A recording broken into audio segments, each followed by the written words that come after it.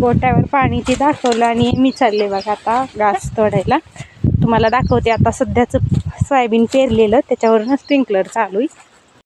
आणि हे बघा इकडं भिजायला की दुसरा टप्पा केला आहे स्प्रिंकलरनं भिजवायला.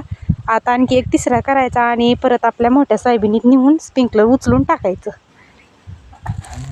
आता मी चालले घास तोडायला. तोंडाला स्टॉल ती बांधून घेतलाय बघा. आता तोंडाला नाही बांधलं की ह्याचे पानं काढायचं आणि त्यांना कापतात बघा. हाताला ग्लोव्ज ती घालायचे, तोंडाला बांधायचं, पॅन्ट शर्ट घालायचा, म्हणजे कसं निवांत घास तोडता येतं. चला तर मग आता चालू करते घास तोडायला. आणि हे बघा घास चांगला झोपलाय बघा. आता ह्याला तोडायला इतका अवघड जातंय, पण आता करणार काय बघा.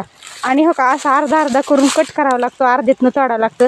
त्याचं शेंडान बुड कुठे ती काय कळत नाही. असा सगळा झोपलाय. आणि काय झालंय प्रत्येक डोळ्याला जिथं ती घासाची ती डोळा चिटकला खाली की तिथंच मुळी सुटलेली आणि त्याच्यामुळे ती मुळीत रुजल्यामुळं का ओढत नाही. आणि जिथं काय छोटा घास आहे तिथं काय एवढा लळलेला नाही. पण ही मात्र इकडं इथून तिथून असाच पट्टा लोळत गेलाय बघा लांब बुडा.